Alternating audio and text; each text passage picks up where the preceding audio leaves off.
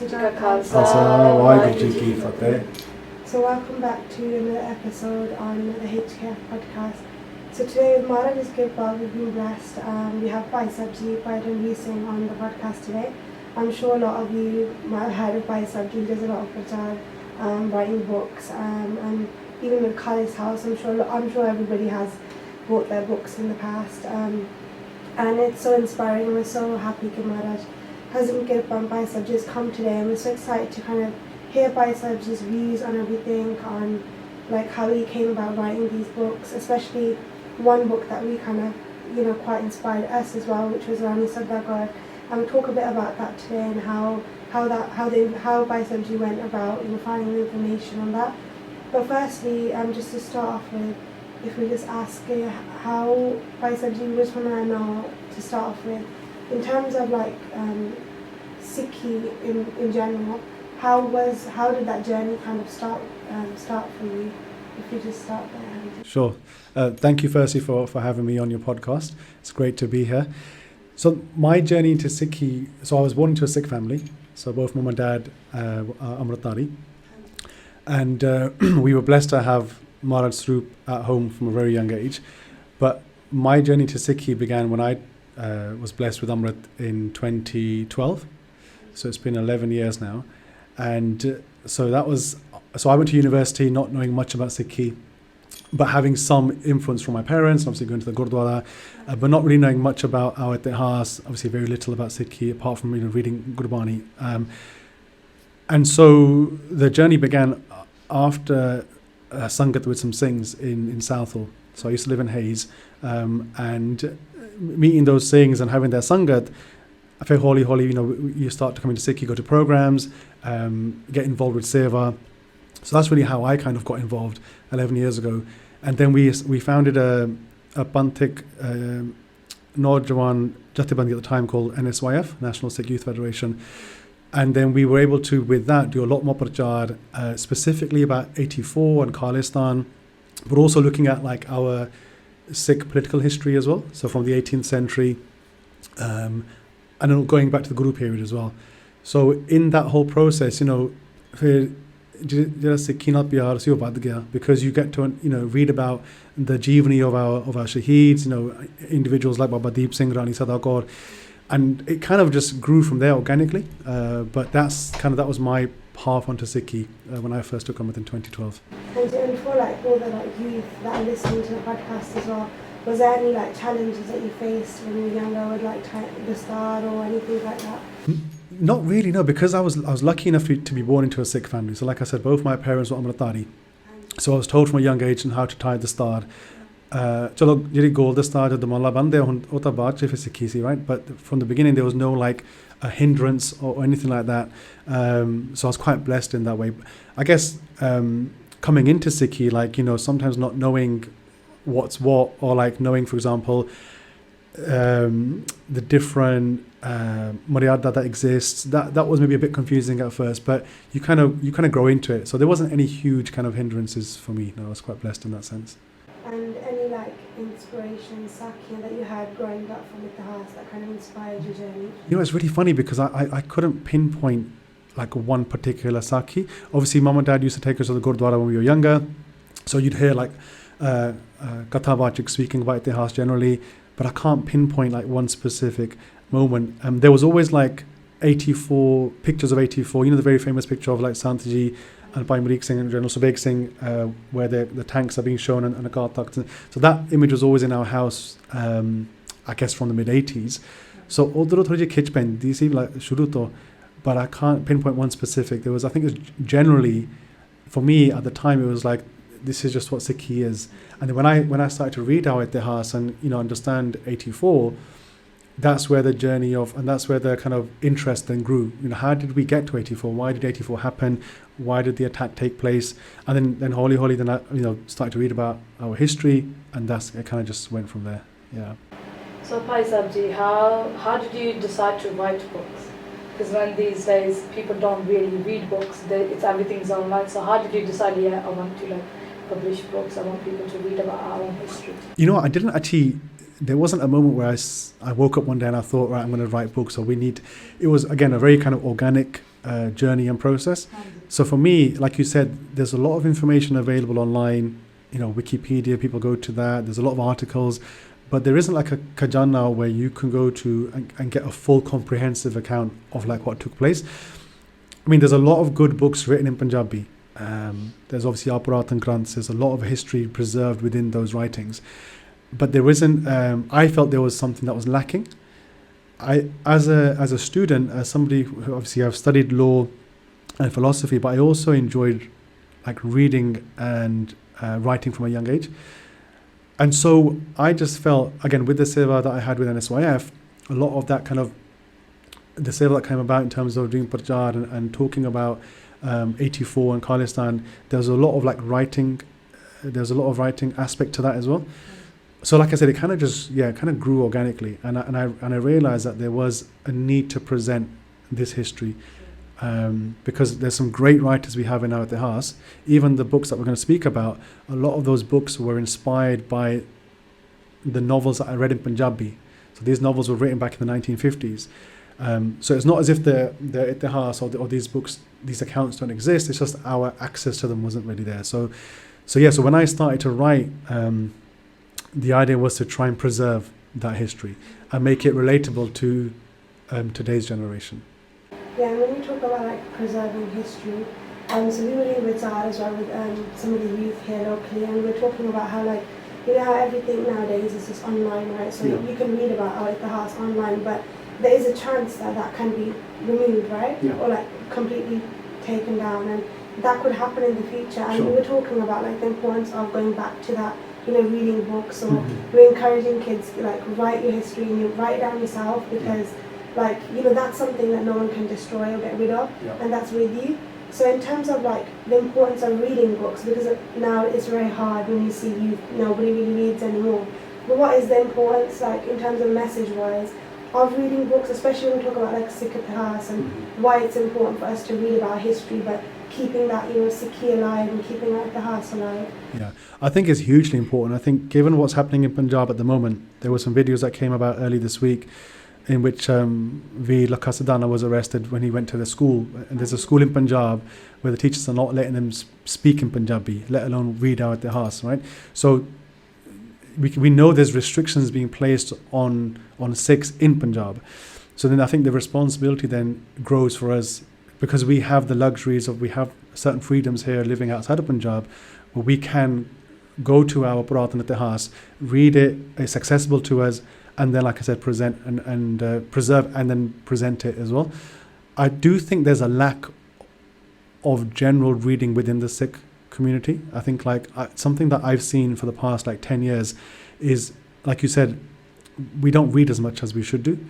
And to think back to some of the most prolific writers we've had in our itihas in each century, like in the last century, at the beginning of it, people like Bhai Singh, Professor Pooran Singh, and then like before them, Ratan Singh Pangu and the writers of the Purataan Granths, and even going back to the Guru Sahiban, the way in which they preserved and presented Gurbani in the written form, is such an important aspect of the Sikh tradition. And I do think there is a lack of that, even though we've established Khalis House and there are other publishing houses out there. I think there's still room to have more initiatives where we're preserving our itihas in the written form. I think we live in the day and age of videos and AI and the emergence of all these kind of high-tech platforms, but I think there's something quite beautiful and also almost spiritual about just sitting with a book and reading a book, right, and getting an account of the writer and then visualizing the story. I think there's something that in itself is an art form, and I think we do lack that. So anyone listening or watching, I think in the Panth, everybody has a responsibility based on their skill set.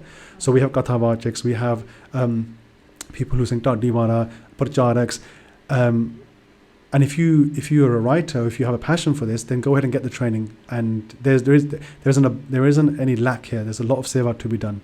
So if you are listening, and then just go ahead and do it. And if you need any support and guidance, because we've been doing this for a little while now, we're happy to assist in that as well.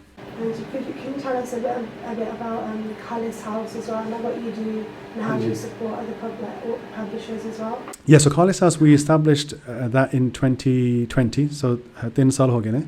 And so I was writing Parchaar Mehma at the time, and so that's sort of like a historical account. It's a really comprehensive book. It took like 7 years to write. And when I was coming to the end of it, I started to approach like publishers to say, this is the book, this is what it's about. But I found that because of the narrative, because it's a decolonial narrative, so it challenges a lot of the mainstream colonial narratives that exist, but also it centers our scholars. So like the purataan sources that I've mentioned, Kavi Santokh Singh, Ratan Singh Pangu, Kesar Singh Shibbar, all of these writers, Bhai Gurdashi Diawara. And the response that I got back from the mainstream publishers was that there wasn't real interest because they don't value this narrative, right? We talk about the importance of narrative and preserving our history. I would say anybody could write a story, anybody could write history, but it's how you present the facts of history which forms that narrative. So, jara birtaan sirja janda hai like that, that's hugely important. So then we obviously, I think it was the year of the publication of Parchaar Mehma, and I still hadn't secured a publisher. There was one or two that came back, but in the end, we just took the decision that, look, this is something that we feel passionate about, and it's needed. We need to have our own platform, which is publishing our books, because it's not just about like getting the books published. It's the whole process, how the books are handled, what type of quality control goes into it as well. So that was kind of the founding of Khalis House. But actually, the way it turned out is there was. Once we established it and announced the publishing house, we had submissions from others who had books that were ready to be published. So Parchaar Mehma, I think in the end was the 5th book that Khalis House published. There was 4 others that came before it, one of which was Rani Sadakaur. So again, very organic, but there was a need that was kind of established to have the publishing house. So that's kind of how Khalis House came about. And now to date, we've had 16 publications that have come out from Khalis House. That's very, very nice to hear about, because that's true. If we want to do something, we might have to start it ourselves. We might not get the support from outside. Yeah. And then, Bhai Sabji, your books are truly amazing because we've read ourselves. Penji read it, I read it, Rani Sadakar. And just reading the book, it's like you're seeing everything in front of you happening, and it's amazing the way it's written. It's easy to read as well. Now how some books are quite complicated to even understand. Can't tell. They're quite confusing because they're talking about something else, something else. Rani Sadakar book especially, it was really good. We were shocked ourselves. We were talking about for days, we never knew. How did you even all the books, how did you search about them? Because it's really hard to search about something because you have to go sometimes out of your way to go to places. How did you do that? You know what, it was actually by chance. So like I said, I was finishing off Parchaar Mehma, and I think it must have been around about in the summer of 2020, maybe 2021. I went to the Gurukar, and in our Gurdwara in Glasgow, there's a library. So most Gurdwara have libraries in the UK, right? But from my personal experience, not many people go into the library. So the library is always empty, and I found myself to be there most Sundays. Kids up Punjabi class, so I'll either we'll sit in the Darbar Sahib or we'll come downstairs and go to the library. I went to the library on this one Sunday, and I just I've always been interested in the old Punjabi books. So ek kitab pay on the shelf, and it just caught my eye. And I went over to it. It's very kind of old, the cover was ripped and stuff, and it was almost as if it had been abandoned. So I picked it up, and it was halki ji kitab si, a very small book, and it was in Punjabi, and it was Rani Sadakaur da Itihas, and it was by Gyanita Lok Singh. So I picked it up, and I read the first page, and I was just drawn to it. I'd never heard of Rani Sadakaur before that encounter. This was just 2-3 years ago. So I took it home, and I read Punjabi, but my Punjabi at the time I was reading it quite slowly. But I read that book in about, I think 2 weeks, because I was so engrossed with their Jeevani, their what they accomplished. You guys have read the English version. So I was so inspired by who Rani Sadakaur was and how instrumental she was in the rise of Maharaja Ranjit Singh, that I thought that like no one knows about this. So I googled Rani Sada Kaur, and at the time there was like a bunch of articles that came up. There was a very small Wikipedia and Sikipedia page, but none of what I had read in that novel by Gyanita Lok Singh was on the online, articles and stuff. So then I thought, okay, we have to like present this again. And also part of it was, I've got a young daughter, and she was 7 at the time. So now I'm thinking, how is she ever going to come across these personalities from our Itihas if she doesn't have access to entire books written about them? Because you need to have I think a comprehensive account of the individual, because otherwise you'll just find snippets here and there. So that's then where the idea of like writing a book about her life based on the novel of Gyanita Lok Singh came about, because I didn't really have any other reference point. Because even like in our Itihasik purataan granths, like for example in Pant Prakash, Jodha Ratan Singh Pangu, when they write about Maharaja Ranjit Singh, there's very little reference. I don't think there's any reference to Rani Sada Kaur in Pant Prakash. Gyani Gyan Singh in their Pant Prakash and also in their Twarikh Guru Khalsa, they make reference to her, but it's a very small paragraph. So when I read like Gyanita Lok Singh's like full novel, I was like, seems like there's a bit of an injustice here. Why do we not know more about individuals like Rani Sada Kaur? So then the kind of it went from there. So I then started to translate, write the book based on his work, but you can't just translate directly from Punjabi to English. Because there's certain nuances that are specific to the Punjabi language. So I had to introduce, new characters, different character arcs to make it relatable to today's generation. And also because you're writing in English, it's a different, it's just a different style. But what I will say is that if you have read Warrior Queen Rani Sada Kaur and you've been inspired by it, then do make the effort to read the original as well, because there's like a gulf of difference in kind of just the feel of the book when you read it, like the emotional connection you get. Because jod aap Punjabi vich likhde a, Gyanita Lok Singh, he's writing in Punjabi and he can like easily go into like a pankti from Gurbani, because it just flows like in Tadiwara, right? They can easily flow in between. So he does that in the book, and it's a really powerful experience when you read it. And when I first read it, I was in tears, because it's for an individual to have that much pyar and dard for the pant at that time. Usually we attribute it to individuals like Baba Deep Singh and the Misal Sardars, but one, not knowing who she was, but then reading her, it was just mind-blowing. So then it was just a lot of the inspiration came from Gyanita Lok Singh's Punjabi novel, which was published in 1956. And if you are interested, again, obviously it's out of print now. We have been trying to potentially looking at reprinting through Khalis House, so that might be coming up in the near future. But you'll probably find the book in a Gurdwara library somewhere hidden behind another stack of books, because they've just been neglected. And it's quite sad, because if you think about it, like my parents' generation, maybe the generation before them, they were the ones for whom these books were written in Punjabi, in Punjab. So they probably would have read these books and they would have taken inspiration from them. So we've had like, maybe 2 or 3 generations who've missed out on that. And a part of it is because we went through 84 and there was obviously mass migration, we're still trying to come to terms with what happened in 84 and what have you. So we haven't necessarily had the luxury to sit down and read. So at the beginning, we said that we don't read as much as a community. That's true, but the reality is that we've had other like significant struggles to deal with as well. But if you do have the luxury to do that, then that's what we should be reading. So I'd hugely recommend reading Gyanita Lok Singh's novel on Rani Sada Kaur as well, because it's a different experience. Yeah. And in terms of like while you're doing your research and writing about Rani Sada Kaur, since then has there been more like information that's come out, or more kind of exposure? Not much. Not that I've seen, no, because a lot of the information that I took for Warrior Queen came from Gyanita Lok Singh's novel, which no one's really reading. It's not accessible, really. And then there were some references to, like, for example, Gyan Singh's work. So trying to kind of join the dots, that was quite a difficult task. And actually, even like the whole like process of writing the book, it was quite difficult because the primary source was a novel.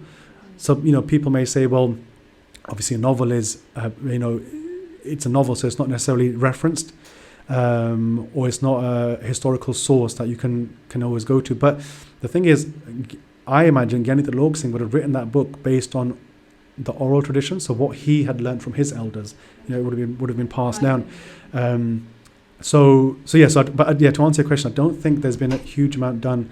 I think a lot more research is needed, though, like specifically on that period generally, like the Misl period, because Maharaja Ranjit Singh's period gets a lot of attention because the British were there and they have a habit of recording stuff. But prior to that, I think that more research is required on that period of history. Definitely, that book raised like we were like, oh, we want to like know about politics as well, because nobody had किसी ने पता नहीं थी, like there were BBs as well. Even when we're talking about Mata Sahib, because no one knew she led the Pant for 40 years after Guru Gobind Singh Ji. So that was really good for us as well, and definitely we will read when we like guys do the dusri. And like when you talk about like like you went into a library and found this book hidden.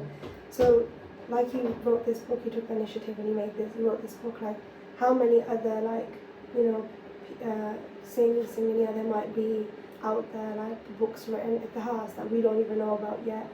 And like in terms of like responsibility for the upcoming youth as well, it's all of our responsibilities to find out and research and read about history. Like you said, with like technology now, it's very easy to be like, oh, we've got like the internet will do it for us. We don't need to do anything, or what we see, what videos, what films, that's enough. But there's more to be done in order to keep our history alive, because there's history being changed, like the house being changed, and in terms of like our responsibility, and even you wrote a book about Baba Deep Singh Ji, which we all hear about, but I'm sure while you were writing that book, there's probably more things that came.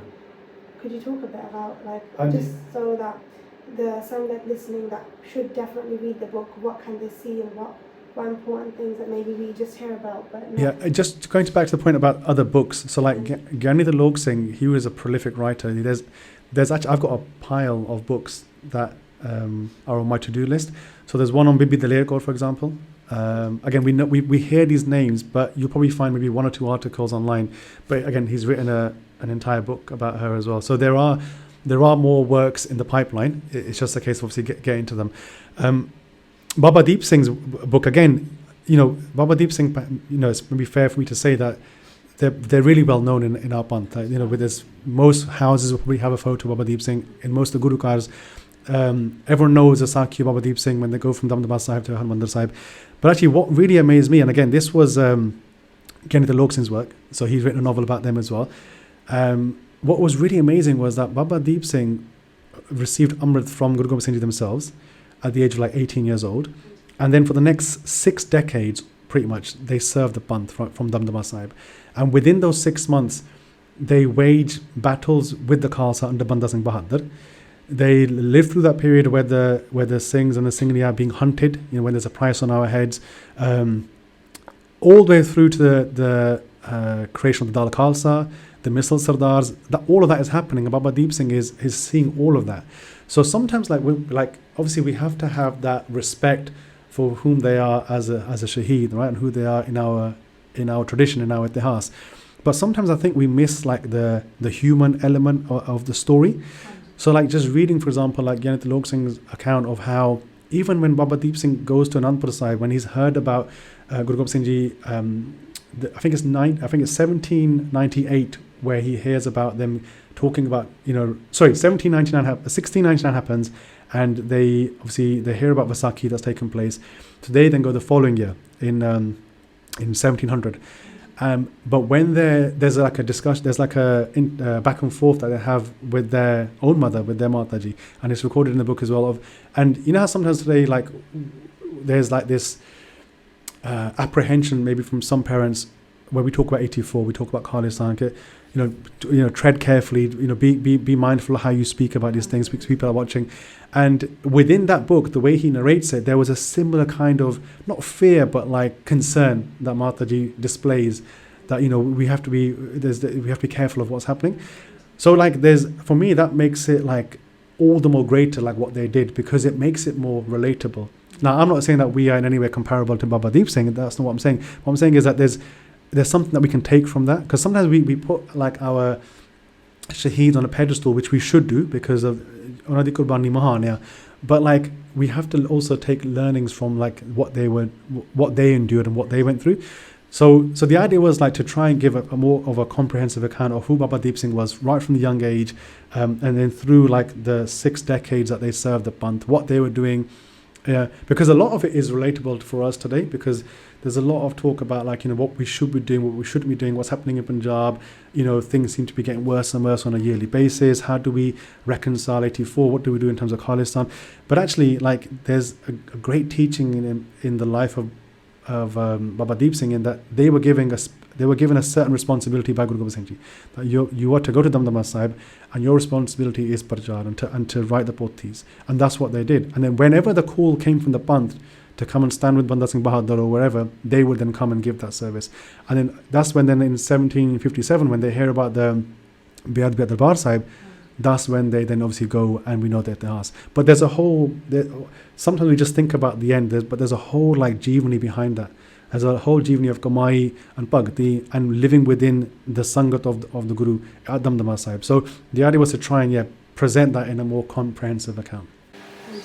In terms of like writing these books, were there any challenges that you faced along the way? Like I know you said the first book took 7 years. So how long did these books take to write as well? So the challenges were different. So with Path Shai Mehma, the idea behind it firstly was to try and understand 84.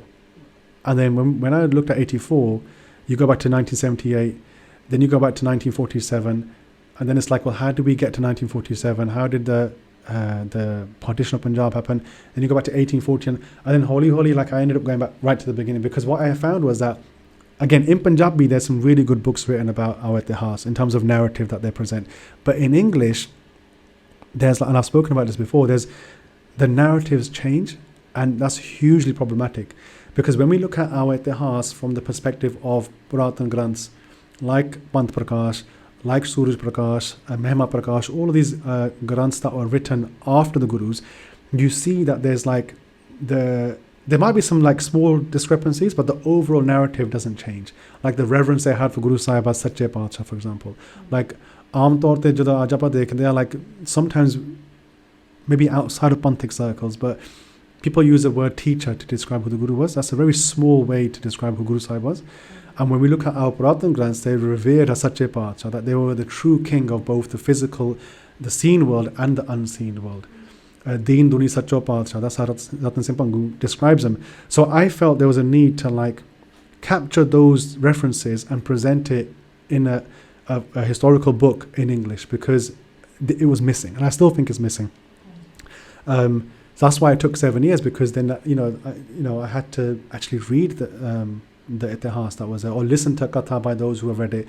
And this is like we're so blessed, because we live in an age where we have things like SoundCloud and YouTube. All of this is accessible, and there's some great seva been done by Kathavachiks around the world, from Malaysia to Punjab, even the UK, America, where they've gone through these entire granths. So all you've got to do then is, our job is actually quite easy. You've got to listen, but I guess what it also requires is like a bit of perseverance. You've got to be dedicated to see the project through.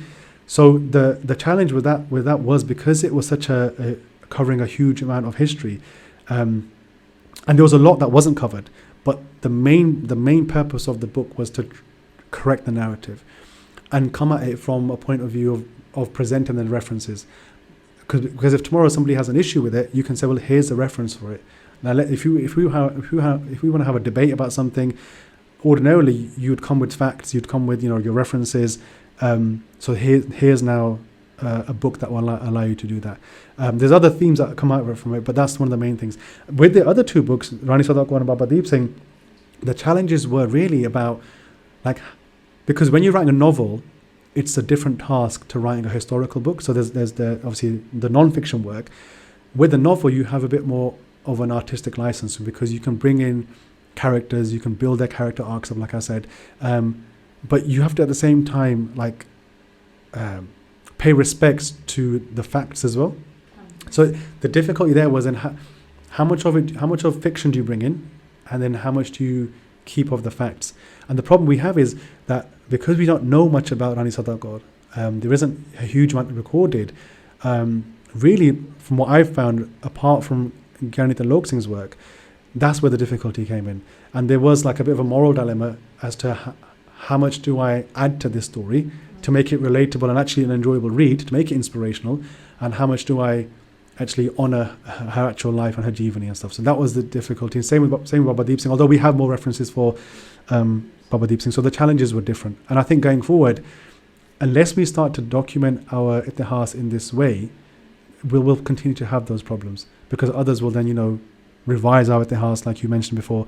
So I think and the thing is, people will say, well, there's a bias because you're a Sikh, but the truth is the truth at the end of the day. It's irrelevant whether I'm a Sikh or not. Yes, you'll see that there is an influence because there is that pyar for the panth, there's that dard for the panth that's, written within those words. But that's a Sikh book at the end of the day. We're writing about the Sikhs, we're writing about our heroes, so that's going to inevitably be there. So I have a question. Like you talked a lot about like how you were talking about Baba Deep Singh, and you said that a lot of the things that Baba Deep Singh you went through, or when you made it like relatable in the story, are like things that have happened now in history as well. But sometimes like a lot of people, we kind of just stick to purataan shaheeds. So we know about Baba Deep Singh, we know about Taru Singh, we know about Baba Banda Singh Bahadur, and we stop there. And that's all we know. And we have pictures in our houses. And it's like a copy and paste, as in we know what we know and we've been told this and that's it. Yeah. So linking it into like, more recent itihas, and like you mentioned a couple of times about Punjab, or like we need to all play our part in like, being aware and, knowing our history. And you talked about the similarities there and how it was the same things happened then, which are happening now, but we just kind of hide the fact that, oh no, that was different and now it's just something totally different. So in terms of that, what would you say? That's actually a really good question, and I'll take it back a minute to like the gurus. So when I talked about narrative earlier, like in the 1960s, there was this professor from New Zealand called Hugh MacLeod. Some of your listeners, you may have heard of him. Some of your listeners may have heard of him.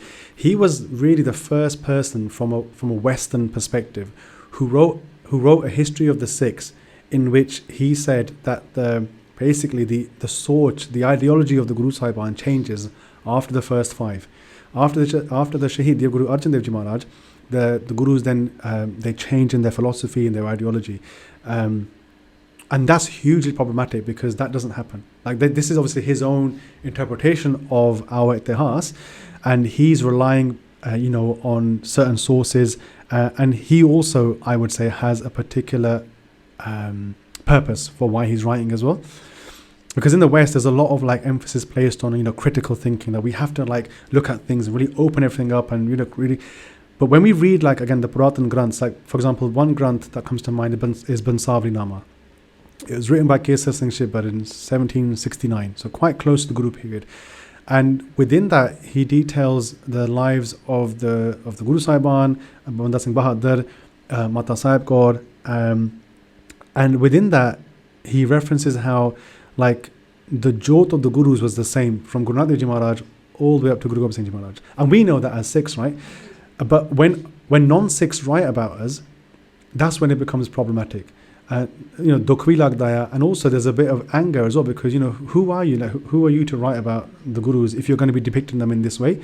So that's why the narrative is like hugely important, because like I said, they do the same thing then with the Shaheeds, because as you mentioned, they'll have no problem, even within our own family, we have no problem in celebrating the Shaheedi of Banda Singh Bahadur, of Baba Deep Singh, Bhai Taru Singh, so many Shaheeds from that period. But when we talk about like the current ongoing Sangharsh, the vartamaan samay di galan diya, then there's like people start to, question or maybe think twice. But actually, the inspiration for the Shaheedi was the same. The source of inspiration was the same. What they were striving to establish was the same. This idea of Khalistan is one representation, one expression of Sikh sovereignty. And we've had various different manifestations of Raj. Like Maharaja Ranjit Singh's Raj, their Raj wasn't the first Sikh Raj, nor was it the last expression of Sikh sovereignty. We had the Misl Sardars, we had Banda Singh Bahadur. I'd even go back as far as to say we even had Sikh Raj in the form of the Guru's Darbar, from Kartarpur Sahib through Kadur Sahib, Govindal Sahib, all the way up to Anandpur Sahib. So this has been like a part and parcel of our Panth from the offset. But the reason why people, fear or shy away is because it's real, like it's a reality for us.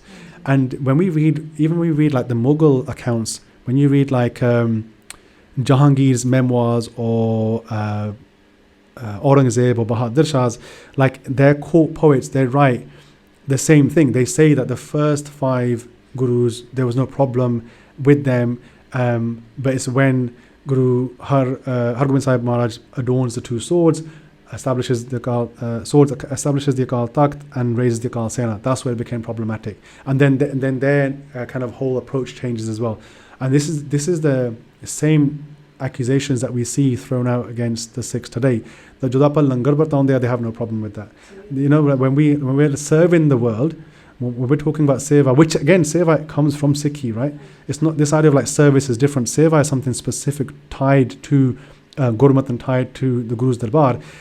That they're happy with that. But when we talk about then shaheedi and sangharsh, that's when there's a problem, because then we're going to be affecting the political dynamics on a world stage.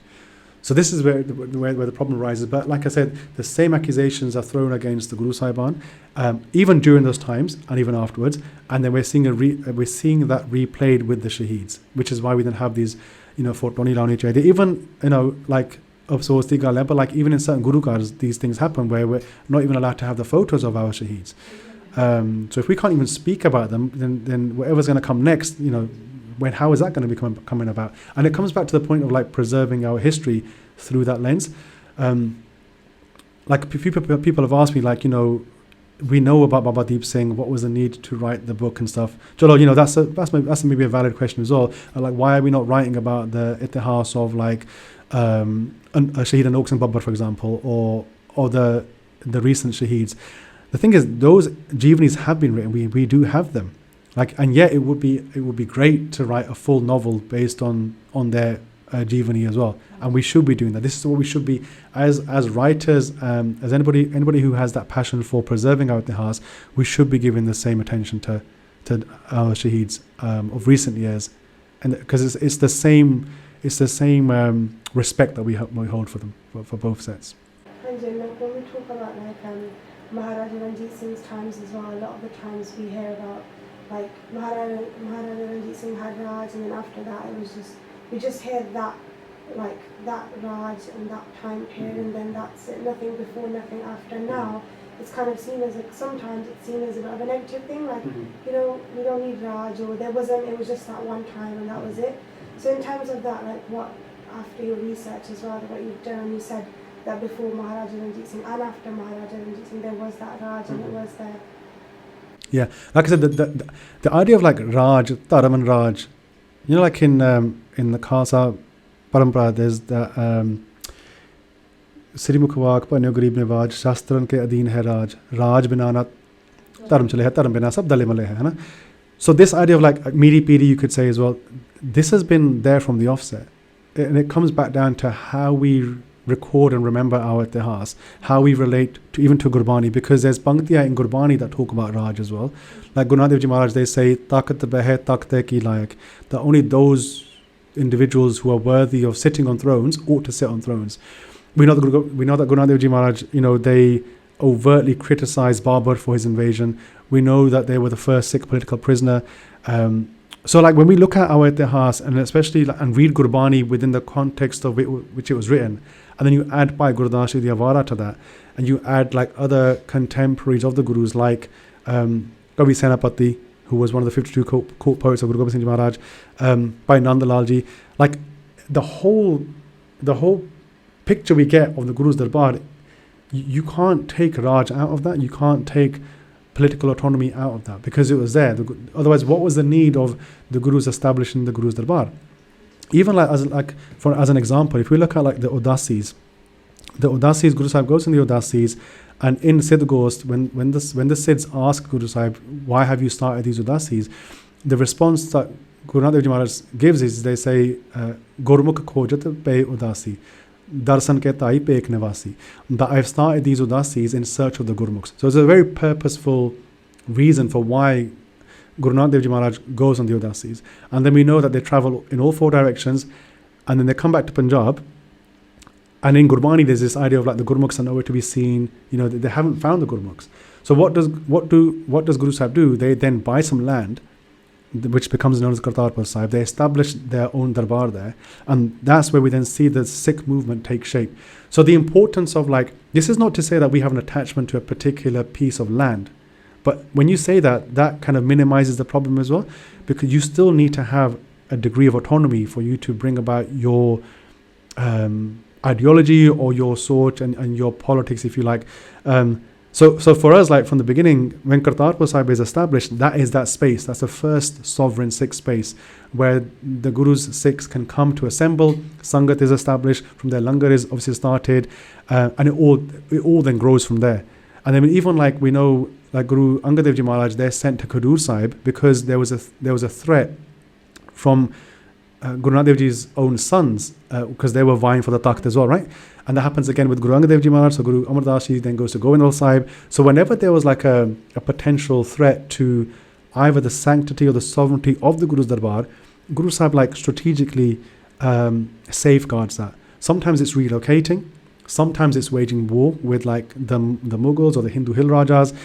Even like Guru Har Gobind Sahib Pacha, like when the Mughals take over Amritsar Sahib, even though they've waged battle with them and they've won many battles with them, they go to Kirtpur Sahib because there's a larger vision, there's a bigger aim here. So at different times in the Guru period, we've seen how the Gurus strategically moved the Sikhs in a certain way. So you can't break that link between Dharma and the idea of Raj. Even like from 1708, after Guru Gobind Singh Ji Maharaj, to roughly like around about 1840s when Ratan Singh Pangu is writing, he describes that whole period of about 130, 140 years. He says that the Sikhs did one of two things. He says कि Sikh Raj करे कि Sikh lar mare. That either the Sikhs establish Raj or they die fighting to establish Raj. And when we read that, we refer to that period as the shaheedi period, right? The 18th century. Kinya shaheediya, like we see in the Panth that take place. And that's because the Sikhs knew immediately what the importance of establishing Raj was. And it's only after Maharaja Ranjit Singh, when the British arrive, this is why understanding like colonialism is really important, because it's not just an event that took place like at that time and then Punjab was annexed and we lost our Raj. It's an ongoing legacy, and it filters through education, social life, everything. Like it encapsulates. If you read about the colonial struggle of other people as well, you see that they've encountered similar sort of problems.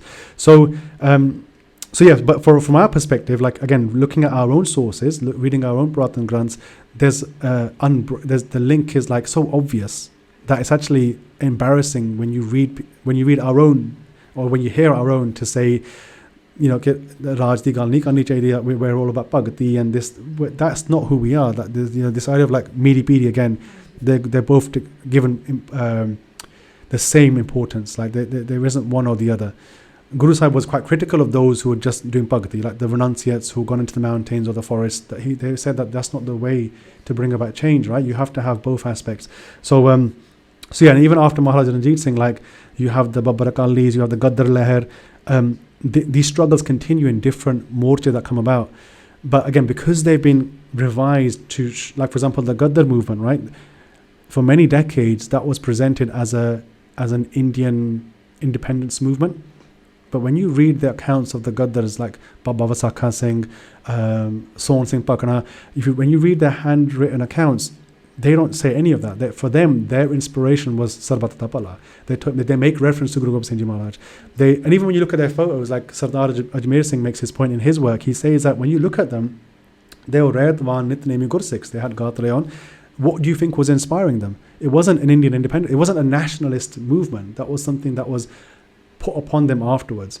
And this is because, like, for them, there was like the question didn't arise. That for them, it was so obvious how important Raj was.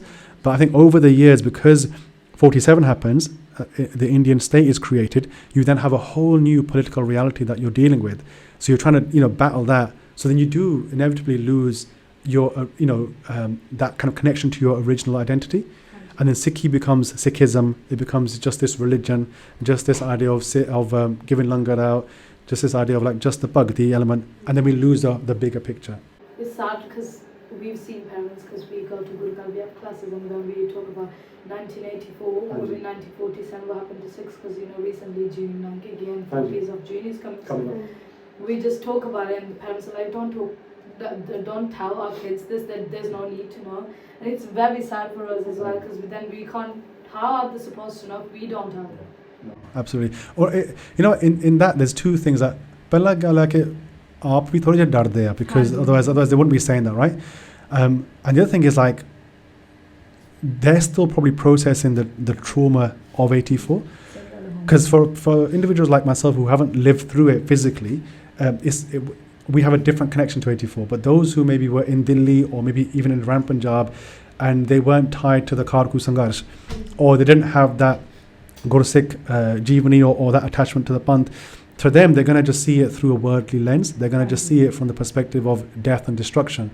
And obviously now living in the West, there's comforts. What would be the need for any rational, logical person to be thinking about that? But this is where like it's only ever going to be those Panth Dardi Gursikhs that have that attachment to the movement. Like we've been raising awareness, right? Let's just speak openly about 84 for 4 decades now.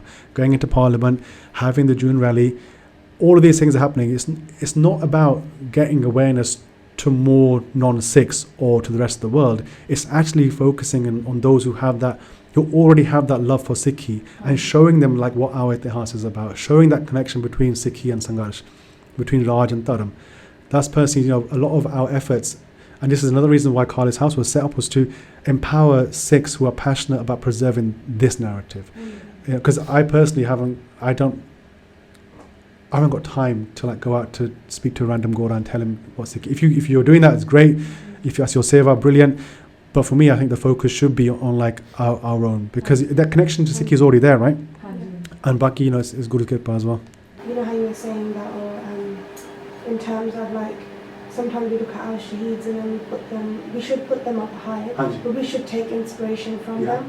And in terms of like when we think about the future as well, like if we want books to be written about us, if we want our name to be in the house, then we need to, research about history. And because we were reading something the other day, and it was like, we stand on the shoulders of those shaheeds in Singh. They did what they did for us to be here today. Now it's our responsibility going forward to do something for the coming generation.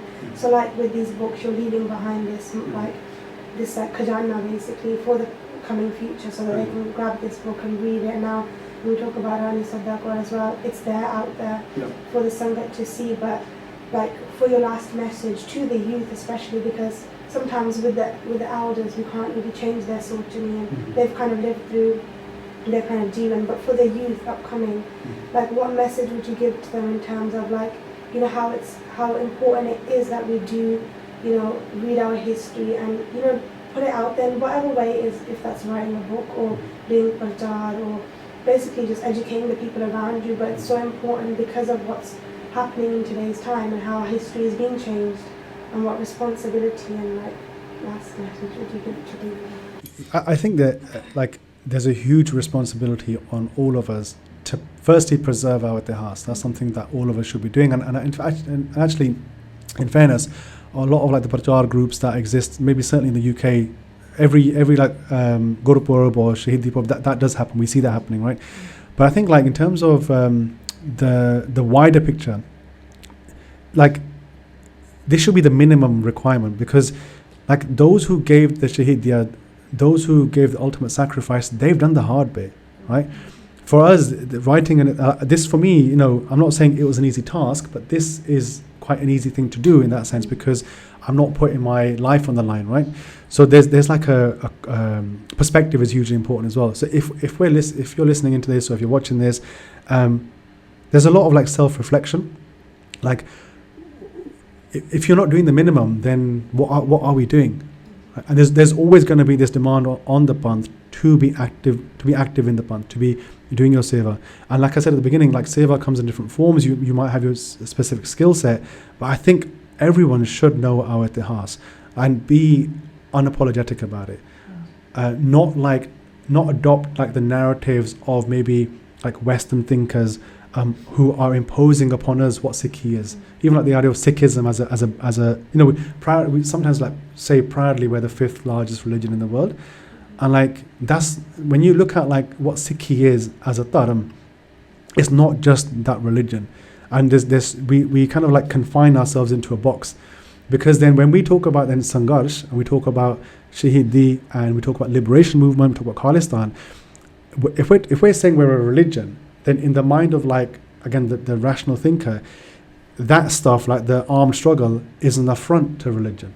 So we've got to flip the narrative and explain how actually Dharam and Raj and Sikhi and Sangharsh go together. How we're not a religion in that sense. We're not a religion from the Western understanding of what religion is, because a lot of their what do you call it, like coordinates are based in Christianity or Judaism or Islam. But for us, like, you know, we're a Vakri Qaum, we're like Niyarapan of the Sikh Qaum, right? It's a completely different, it's a revolutionary path that the Gurus have paved. So one thing is listening, reading out the Ihas and presenting it, but also understanding like what Sikhi is and how it differs from the rest of the world, because that will then empower us to truly honour the lives of the shaheeds as well.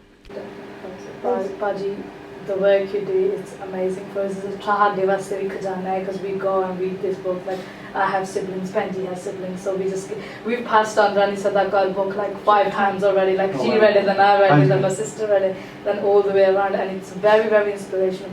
We do want to thank you for the amazing work Paji does, Khalis has as well. So thank you, Paji, so much. Where can like Sangat go to buy these books? So all the books are available on khalis.com.